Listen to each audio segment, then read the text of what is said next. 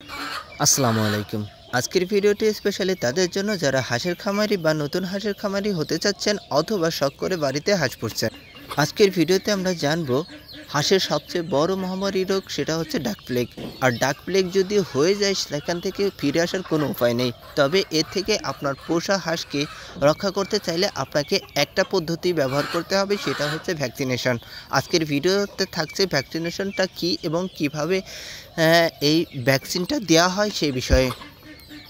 প্রথমত আমাদের হাঁসের যে ডাক প্লেগ ভ্যাকসিনগুলো রয়েছে সেগুলো সংগ্রহ করতে হবে। সেটা সংগ্রহ করার সময় অবশ্যই আপনি বাড়ি থেকে বরফ নিয়ে যাবেন, কারণ বরফ ছাড়া ভ্যাকসিনটা আনলে সেটা অবশ্যই কার্যকারিতা হারাবে। আর ভ্যাকসিনটা গোলানোর সময় অবশ্যই আপনাকে মিনারেল ওয়াটার দিয়ে গোলাতে হবে। নর্মাল পানি নিলে কার্যকারিতা নাও হতে পারে।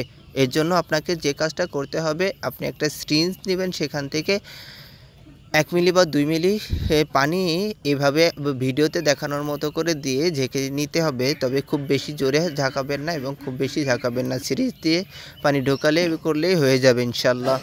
তো এইভাবে ঝাঁকানোর পর এটা আপনি প্রতিটা 100 মুরগির জন্য 100 হাঁসের জন্য আপনি ব্যবহার করতে পারবেন।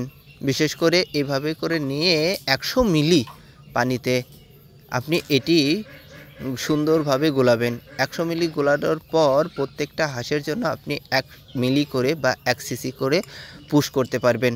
ঠিক আপনি ভিডিওতে দেখানোর মতো এভাবে আপনি ঝেঁকে নিয়ে 100 মিলিটা কমপ্লিট করবেন।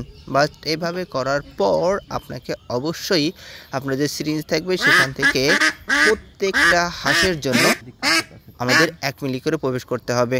তবে আপনাকে যখন পুশ করবেন তখন মাথায় রাখতে হবে এই সিরিজের সুচটা যেন হাঁসের হাড়ে না লাগে, তাহলে অবশ্যই হাঁস কিন্তু খোঁড়া হয়ে যাওয়ার সম্ভাবনা রয়েছে।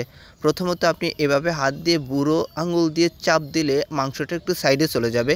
সেখানে আপনি সুন্দরভাবে পুশ করে সেখান থেকে 1 মিলি বা 1 সিসি পরিমাণ পুশ করে ছেড়ে দিবেন। ইনশাল্লাহ অবশ্যই আপনাদের আর ক্ষতি হওয়ার সম্ভাবনা থাকবে না। আমি আবার বলছি, আপনাকে অবশ্যই বুড়ো আঙুল দিয়ে চাপ দিয়ে মাংসটা হাড় থেকে একটু সাইডে নিয়ে নেবেন, যেমন ভিডিওতে দেখতে পাচ্ছেন।